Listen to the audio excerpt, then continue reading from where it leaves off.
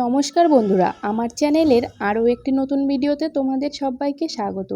আজকে আমি বানাবো কাঁচকলার কোপ্তা কারি। প্রথমে আমি দুটো কাঁচকলাকে সেদ্ধ করে নিয়েছি। এবার এই দুটোকে আমি ভালো করে খোসা ছাড়িয়ে নেব। তো আমার কলার খোসা তো ছাড়ানো হয়ে গেল, কিন্তু এই যে খোসাটা আমি ছাড়ালাম, দেখো এর মধ্যে অর্ধেকটা পরিমাণে কলার অংশই মনে হয় চলে যায়। তো সেই জন্য কী করব, থালার সাইডে হাতের সাহায্যে এইভাবে চেপে চেপে কলার সেই বাকি অংশটাকে বের করে নেব। তো সমস্ত খোসার থেকে এইভাবে কলাগুলোকে বের করে নিলাম। আর এখন দেখো কতটা বেরিয়েছে। আর এই যে খোসাগুলোকে এরকম পাতলা পাতলা করে ফেলে দিলাম। এবারে এই কলা আর খোসার থেকে যে অংশটা আমি পেলাম সেইগুলোকে একসঙ্গে ভালো করে মিশিয়ে নেব। মেশানো হয়ে গেলে এবার এতে অ্যাড করে দেব 2 চামচ পরিমাণে কর্নফ্লাওয়ার। এখানে তোমরা কর্নফ্লাওয়ারের বদলে আটা, ময়দা বা চালের গুঁড়ো যা হাতের সামনে পাবে তাই তোমরা ইউজ করতে পারো। আমি তো হাতের সামনে কর্নফ্লাওয়ারটা পেলাম, এটাই দিয়ে দিলাম। আসলে এটা হচ্ছে দিতে হবে কলাটাকে যাতে ধরে রাখে, যখন আমরা কোপ্তাটা ভাজবো তখন যেন কড়াইতে লেগে না যায়, সেই জন্যই দেওয়া। তো যাই হোক, আর দেব ছোটো চায়ের চামচের 1 চামচ নুন, হাফ চামচ হলুদ গুঁড়ো, তোমাদের ঝাল অনুযায়ী শুকনো লঙ্কার গুঁড়োটা দিয়ে দেবে, আর হচ্ছে ধনে গুঁড়ো, আর দেব সামান্য পরিমাণে গরম মশলা গুঁড়ো। তো এইগুলোকে এবার আমি ভালো করে চটকে সুন্দর করে মিশিয়ে নেব। ভেতরে কলার দানা দানা শক্ত অংশ থাকতে পারে, তো সেইগুলোকে এভাবে চেপে চেপে হাত দিয়ে ভালো করে মিশিয়ে নেব পুরোটা। তো সমস্ত মশলার সঙ্গে কলাগুলোকে ভালো করে মেশানো হয়ে গেছে। এবার আমি হাতের সাহায্যে অল্প অল্প করে নিয়ে এইভাবে গোল গোল করে লাড্ডু বানিয়ে হাত দিয়ে চেপে চেপে চ্যাপ্টা করে কোপ্তার আকার দিয়ে নেব। তো সবগুলোকে আমি এইভাবে কোপ্তা করে নেব।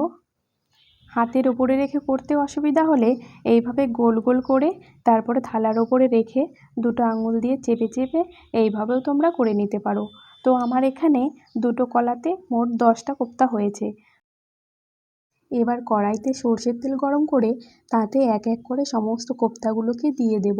তারপরে এগুলোকে উল্টো পাল্টা করে লাল লাল করে সুন্দর করে ভেজে তুলে নেব।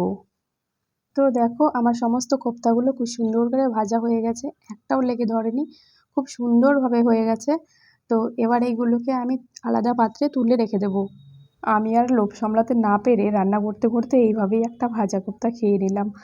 তো যাই হোক, চলো এবার তোমাদেরকে মেন রান্নাটা দেখিয়ে দিই। তো কোপ্তা কারি বানানোর জন্য আমি ওই কড়াইতেই আরও খানিকটা সরষের তেল দিয়ে এতে ফোড়ন দিয়ে দিলাম একটা তেজপাতা, সামান্য গোটা জিরে, আর দিয়ে দিলাম একটু আদা বাটা। আর কয়েকটা আলুকে আমি ঠিক এরকমভাবে কেটে নিয়েছিলাম। এবার ওই ফোড়নের মধ্যে এই আলুটাকে দিয়ে দেব। তারপর এতে দিয়ে দেব 2 চামচ পরিমাণে নুন, হাফ চামচ হলুদ গুঁড়ো, আর কয়েকটা কাঁচা লঙ্কা চেরা। এবার এই সমস্ত কিছুকে কিছুক্ষণ নেড়েচেড়ে কষিয়ে নেব। মিনিট 2 কষিয়ে এর মধ্যে আমি দিয়ে দেব টমেটো পেস্ট। আমি এখানে একটা মিডিয়াম সাইজের টমেটো পেস্ট করে নিয়েছিলাম। এবার এই সমস্ত কিছুকে আবার কিছুক্ষণ নেড়েচেড়ে তারপরে এটাকে ঢাকা দিয়ে দেব 5 মিনিটের জন্য, আর গ্যাসের ফ্লেমটা একদম লো করে দেব। 5 মিনিট পরে ঢাকনা খুলে আবার এইগুলোকে নেড়েচেড়ে কষিয়ে নেব 3 থেকে 4 মিনিট। যখন কষানো প্রায় হয়ে আসবে তখন আমি এর মধ্যে দিয়ে দেব ধনে, জিরে আর তেজপাতা বাটা। আর তোমরা এখানে চাইলে ধনে জিরের গুঁড়োটাও দিতে পারো। আমি যেহেতু বাটা মশলাটাই খাই বাড়িতে, তো সেজন্য আমি বাটাটা ইউজ করলাম। মশলা বাটাটা দেওয়ার পরে আবার মিনিট খানেক নেড়েচেড়ে ভালো করে সমস্ত কিছু মিশিয়ে তারপরে আমি দিয়ে দেব পরিমাণ মতো জল। জলটা দেওয়ার পরে আমি তরকারিটাকে 10 মিনিটের জন্য ফুটতে দেব। 10 মিনিট পরে আলুটা সেদ্ধ হয়ে গেলে আর তরকারিটা ফুটে গেলে আমি একদম শেষে দিয়ে দেব ভেজে রাখা কোপ্তাগুলো, আর দিয়ে দেব সামান্য পরিমাণে গরম মশলার গুঁড়ো। তারপরে একটা খুন্তির সাহায্যে ভালো করে সমস্ত কিছু নাড়িয়ে কোপ্তাগুলোকে ঝোলের মধ্যে ডুবিয়ে দেব, আর গ্যাসের ফ্লেমটাকে অফ করে ঢাকা দিয়ে দেব 5 মিনিটের জন্য। আর 5 মিনিট পরে ঢাকনা খুলে নামিয়ে নিলেই একদম পরিবেশনের জন্য তৈরি আমার গরম গরম কোপ্তা কারি। তো ভিডিওটি তোমাদের কেমন লাগলো অবশ্যই কমেন্ট করে জানিও।